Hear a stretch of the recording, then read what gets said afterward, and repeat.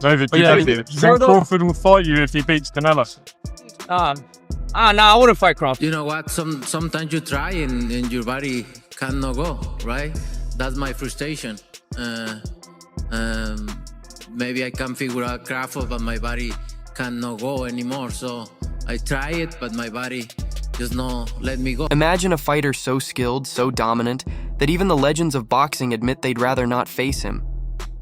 That athlete is Terence "Bud" Crawford, a powerhouse in the ring whose reputation alone sends shockwaves through the sport and keeps his opponents on edge. I want to ask you a little bit about the history that you made tonight, and I want your opinion on which means the most to you. You became a 5-division world champion. You became the 3rd of 4-division lineal champion with Mayweather and Pacquiao. You became a 3-time undisputed champion, the first ever in the 2, 3, or 4 belt era. And you became the 2nd undisputed champion in 3 weight classes when there was only 1 champion back in 1938 with Henry Armstrong. That's a lot of stuff. You hear that? You hear that? Which do you think means All the of most? it. And All of it. It all goes hand in hand. can you describe what it all means to you to have? You just made like a whole resume of stuff tonight. It means a lot to me because, you know, anybody can be a nobody, like I said, you know, and that's all they say I've been fighting is nobodies. So what can they say now? Somebody tell me, what can you say now? And say congratulations. That's it. What can you say? Any words? Thanks. I bet you did. This isn't just the usual respect fighters have for one another, it's something deeper. Crawford carries an aura of invincibility that has the entire boxing world buzzing. In today's video, we'll uncover the surprising reasons why even the sport's toughest warriors hesitate when Terence Crawford's name comes up. I feel great to share the ring with great fighters like him. And if we do it again, it's gonna be great. But you know what? I'm glad to share the ring with great fighters. And I'm glad to be here. I already did a lot in boxing. I already accomplished a lot in boxing. My legacy is already there. And I still taking risks because I love boxing. You know, Crawford is a great fighter, skilled fighter. And I get the credit to Crawford, obviously. And I feel great. I still feel the same. What unsettled Canelo Alvarez when he stood across from Crawford wasn't just pure skill. It was something far more intimidating. Boxing great Roy Jones Jr. studied their face-off and noticed details that most others completely overlooked. I'm gonna say it like this. Terence Crawford went and got it from the mud. You understand me? I tried to set examples when I was coming up of how to do things. Terence Crawford shows you how to go get it out the mud.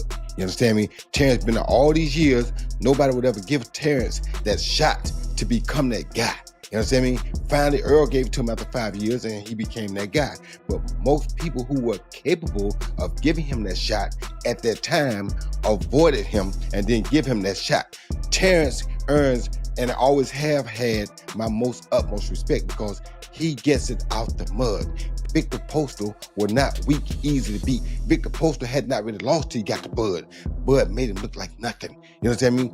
Bud been beating these guys that we don't know are monsters, but the game knows they were pretty good fighters. Damn good fighters to be exact. He been going through anything they brought to him for a long time. He did not manipulate the game. He hit the game head on, waited patiently until his time came, and took full advantage of that night. That's how I understood boxing to go. Not people to go out and do things other ways. Go straight down that line, hit that ball straight off the middle. You understand me? That's what Bud did. The last person I seen do that, Marvin Hagler had almost 50 fights before they let him fight for a title. You understand me? 50 fights before he got a shot. You understand me? That's a long time. That's no manipulation. That's standing in the gap, doing what you got to do till your time comes. That's what Bud did. He stood in the gap till his time came, and when his time came, he took full advantage of it. And I got nothing but the utmost respect for people like that because they know how to go get it. Roy Jones Jr. noted that Canelo appeared tense, almost like a younger fighter facing someone with far more experience. Crawford's piercing stare never wavered, and it was Canelo who eventually broke eye contact. In the silent psychology of boxing, that moment alone felt like Crawford had already scored the first win. A very smart fight. Took the fight in the middle. let Canelo get off his steam early, came in the later rounds and just outboxed him for the very smart fight. Then stand in the middle for him, made him use the ring like Canelo doesn't like to do. He took the Erislandy Lara blueprint and used it very well. Not surprised at all. Not surprised at all. If you look at Erislandy Lara, you notice Bud never turned right-handed the whole fight because he knew Erislandy Lara gave him most trouble because you used the ring on him as a southpaw. Terence is very special. He definitely goes in the top 10, maybe even the top 5 of the best pound-for-pound ever. This is what makes up the essence of the Crawford enigma. His unnerving calmness in the ring allows him to study every twitch and movement of his opponent, break it down in an instant, and then capitalize on even the smallest mistake with razor-sharp precision. Virgil Ortiz said to us, if Bud beats Canelo, I have him as the greatest fighter of all time. Would you put yourself in that category once that fight is over and you're the winner? Of course. Why not? No, I'm just saying, like, I'm talking about all time. All time. Ali, Floyd, I'm talking about all time. When you talk about all these other fighters, who would have done or accomplished anything close to it? I agree. I'm asking you. No, none of them. Sugar Ray Robinson accomplished a lot. Yeah, he did. When you say Sugar Ray Robinson, he never went up 3 weight classes and fought the undisputed the champion. Right. And the first ballot Hall of Famer, one of the best Mexican fighters that come out of Mexico. Of all time, yeah. It's a difference when you talk about moving up in weight and who you fighting. You can kind of say that I went up 3 weight classes. Yeah. You know what I mean? So that's the joy in it. 54, like, 60, everybody, 68. Everybody, is wondering how I'm gonna do at 60. Opponents often walk away from the ring feeling powerless against him. But Crawford's legacy isn't only about stacking up wins, it's about shattering records in ways few imagined possible. Becoming undisputed once is rare, but doing it 3 times across 3 weight divisions is unprecedented. Former world champion Paulie Malignaggi called the achievement nothing less than historic. What impressed him most wasn't just Crawford's spotless 41-0 record with 31 knockouts, but the path he took to get there. Instead of padding his resume with easy opponents, Crawford systematically broke down elite fighters in every division, all while barely taking a clean punch in return. The way Crawford is, Crawford's very he has a big ego, especially when it comes to anything he does, bro. He has a big ego. And I said this yesterday. I won't be surprised if he dominates Canelo and then they offer him Benavidez and he says okay. Malignaggi even drew parallels between Crawford's reign and Floyd Mayweather's era of dominance. He argued that Crawford's victory over Canelo wasn't just another notch on his record. It symbolized the beginning of a new chapter in boxing, one where Bud Crawford emerges as the defining force of his generation. What makes him stand out, however, isn't only the victories themselves, but the decisive and masterful way in which he earns them. If Canelo is saying there wasn't shit I can do in there, Errol Spence had to have been in there like, holy shit. It brings light to his resume. Everybody ducked him. We kind of knew that Bob Arum had Manny Pacquiao avoid Terence Crawford. PBC, welterweights, all avoided him. I am here to give credit to Terence Crawford for being one of the most ducked fighters in history. Like Bob Foster, like Black Murderers Row, Charlie Burley and Eddie Booker and all those guys. Terence Crawford by himself is Black Murderers Row of this era. Now, do I need Terence Bud Crawford to continue fighting? Hell no. For what? Terence Crawford, we know what you are. I am the first one to say, didn't believe it. But brother, if you're watching Terence Crawford, you by yourself has cost me at least $30,000. That's enough for me to be convinced, bro. I would never bet against this man ever again. I can't afford it. I have a house, I got kids, a business to run. I can't afford it. Would you consider going back down to 154 and face Tirana as the guy who prepared Canelo Alvarez for this fight? Nope. I ain't going down 154. Most fighters have to pick a lane. They're either relentless attackers or slick defensive specialists. Very few manage to master both. Crawford is one of those rare anomalies. Analysts were left stunned during his clash with Canelo, pointing out that they had never seen such a seamless blend of offense and defense in one fighter. He effortlessly absorbed heavy shots on his arms and gloves, nullifying his opponent's strengths with clever movement. And the moment he deflected an attack, he would immediately counter with sharp, punishing blows, turning defense into offense in the blink of an eye. What makes him even more dangerous is his ability to stay calm under pressure, using an opponent's own aggression against them, slowly dismantling them while staying composed and in control. This isn't just skill, it's mindset. According to former pound-for-pound king Andre Ward, beating Crawford would take more than talent. It would require inflicting real, punishing damage because his willpower is unbreakable. Ward, who often compares his own mentality to Crawford's, once admitted that their competitive nature runs so deep, they'll even argue over things like basketball or wrestling just to prove a point. As Ward put it, "You've got to really hurt that man to make him back down. Otherwise, he'll keep coming no matter what." Somebody that, like, I can bet the house on is Bud. Who's the most skilled fighter today? Bud is definitely one of them, for sure. Me and him, we so much alike in our mentality. Like, soon as I see this dude, he come in the room or I come in the room, we start arguing about basketball, wrestling, anything, bro. Like, man, you can't, man, you looking small. What you mean I'm looking small? You looking small. Like, it's just that, like, you gotta really hurt that dude to turn him away and to try to stop him from doing what he want to do. So, skillful, yes. But this and this, it's different, man.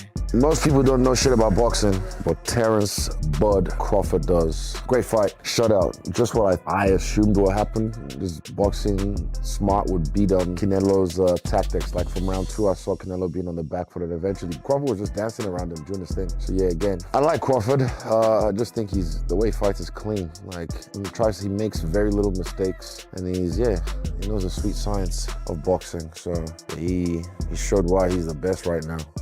One of the best in history. That unshakable determination, paired with his ability to adapt and switch stances without missing a beat, has turned Crawford into a puzzle that no opponent has managed to crack.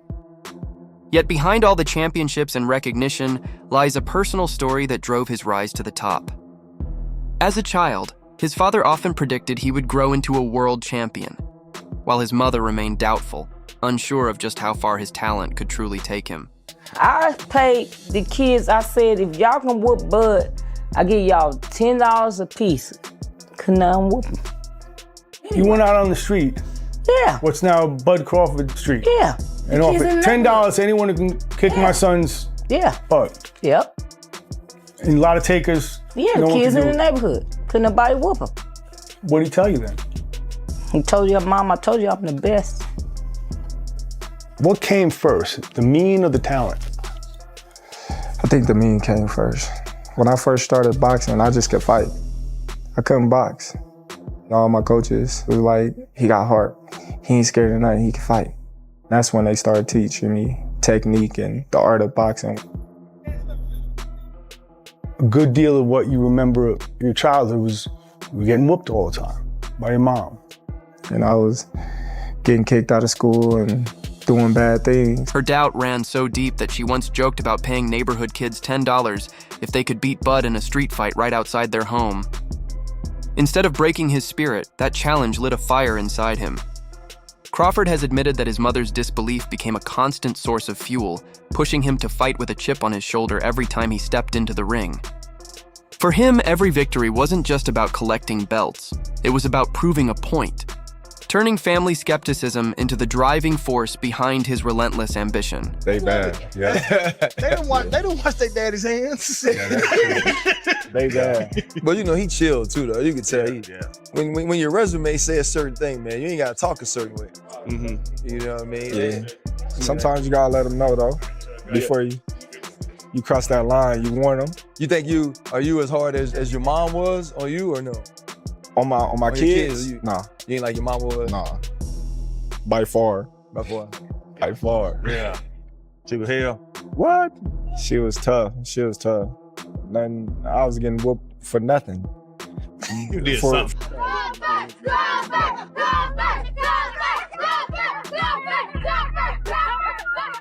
Wicked plans got two. Where I'm from, it's kind of 13. Where I'm from. But at the same time, I mean, Benavidez is also the one guy that nobody's willing to fight. And if nobody's willing to fight him, that makes his value go up.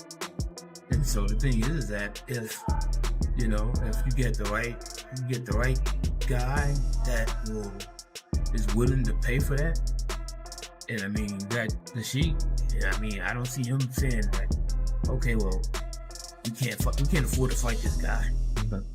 So, I mean, that fight can happen if it's a fight that I think Bud won't entertain. That same relentless determination also shows up in the choices he makes outside the ring. For many fighters, simply achieving undisputed status is the pinnacle of their careers. But Crawford is different.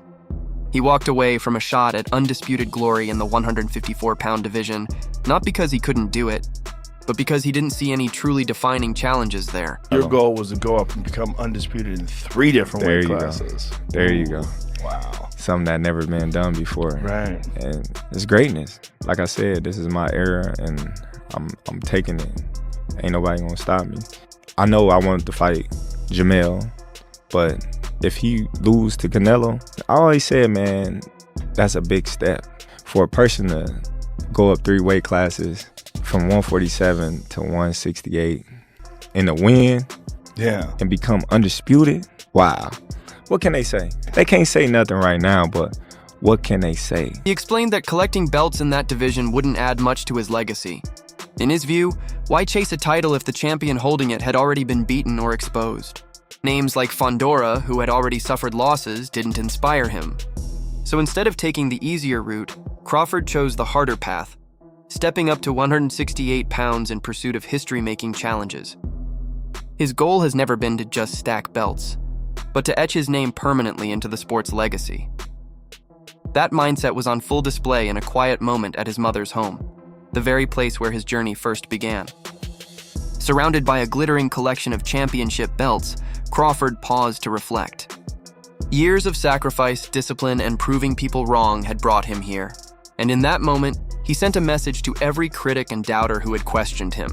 Calm, unshaken, and brimming with confidence. Just reflecting on all my accomplishments at my mama house. That's where all my belts at.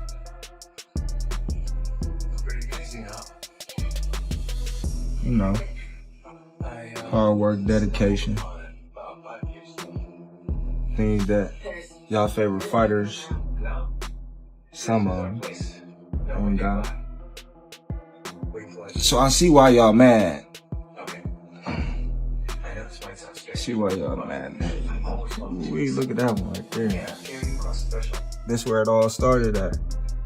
Right here. This one. In Texas. In Texas, baby. Don't hate. Just congratulate. It was a raw, unfiltered moment. A champion standing tall, not just silencing his critics, but thriving at the very summit of the sport. That unshakable self-belief has turned him into the most sought-after fighter in boxing today. Vomac, you've been training Crawford for years. Is he retired or is he going to keep fighting? He just got to take a break. Is Terence Crawford retired or is he going to keep fighting? Oh, he's going to keep fighting. He's going to keep fighting? Yeah. You're the man, B-man. Hey, congratulations. Enjoy the win. Thank you. Thank you. Let me tell you what Crawford would be if he beats Canelo. When you look at his resume, well, his resume ain't really that great, so it's one victory. He'll beat Black Murderers Row.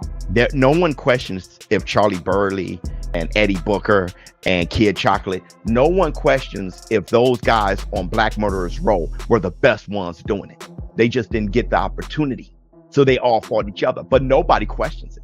Crawford was avoided. If he beats Canelo, his resume will be because of avoidance. He's Black Murderers Row. But his dominance has also had another effect. Some of the sport's biggest stars have chosen to steer clear of him. This is what many now call the Crawford effect. Sure, a few might throw his name around hoping for a big payday, but when it comes down to truly stepping in the ring, hesitation often takes over. With Crawford going up, I believe he can put a beating on anybody 154, 160. But not 68. Nah, Benavidez is... Canelo. Yeah. Oh, Canelo. I think he's a smart fighter. He doesn't rely on his power. Crawford ain't a fighter who just relies on his power.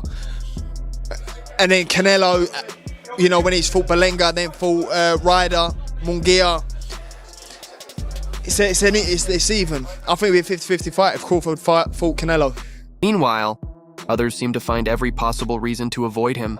Even David Benavidez, known for his devastating knockout power, has shown little real interest in testing himself against Crawford. David, Crawford will fight you if he beats Canelo. Nah, I wouldn't fight Crawford. I'm at 175. So you cannot sit there and tell me that there is a more marketable fight out there for both these guys than running it back once again. Your plan to have him drop down to 160 and fight Erislandy Lara is stupid. Canelo Alvarez is not going to move up to fight David Benavidez now at 175. There's nowhere to go. Like, Crawford could still try to conquer 160, but who is putting up real money for that? Canelo has already cleaned out the 168-pound division. Besides Terence Crawford, where else is he going to go? I just think the more time passes, the more we get away from the outcome of this fight, that's when people are going to start to realize that doing it one more time is in the best interest of both these guys. And for boxing, by the way, because that's another big event that you could put on the calendar. You're pretty stupid for a smart guy, especially when it comes to matchmaking. Even more revealing is Canelo Alvarez's hesitation to activate a rematch clause. According to promoter Eddie Hearn, Canelo's team had already dismissed the idea of facing Crawford years back, recognizing him as a stylistic nightmare they'd rather avoid. And then on Thursday and Friday, when I saw Canelo in the vest, I was like, nah. No, he's gonna pull it off here. And it was an amazing performance by Terence Crawford. Yeah, I'm gutted for Canelo, but I'm actually pleased that Crawford is getting the opportunity to show how great he is, because his resume hasn't really allowed that. Don't get me wrong, he's got some good wins, but he could have beaten so many more of the elite guys from his era. And now that was a big win for him. He's 38 years old. And that, to do that at that stage was very, very impressive. Hearn was candid in his assessment, saying he doubts Canelo will ever step back into the ring with Crawford. In his view, Crawford's ring IQ and skill set present a puzzle that Canelo already knows he can't crack. Would you ever entertain a fight with David Benavidez?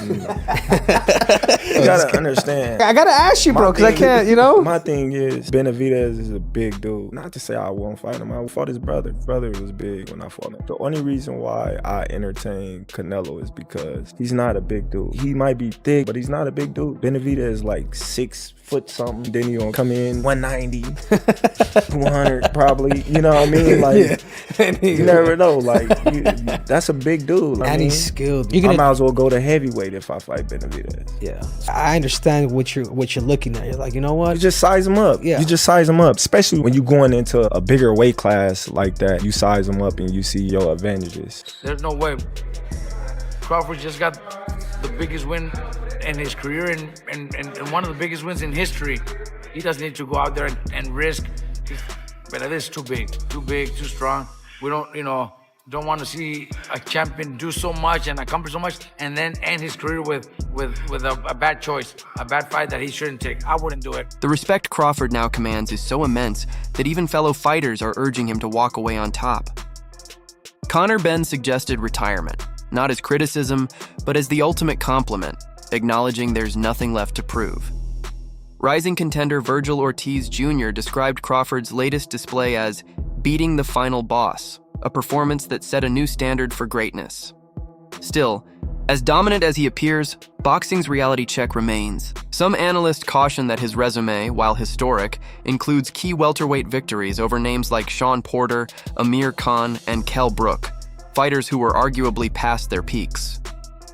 It's a reminder that no fighter is truly untouchable, and debates about his place among the all-time greats will continue for years. What can't be denied, however, is that the fear surrounding Crawford stems from a rare blend of elite skill, unshakable mental toughness, and a legacy-driven ambition. Whether he continues chasing challenges or decides to retire on top, his status as one of boxing's most feared and dominant forces is already secured.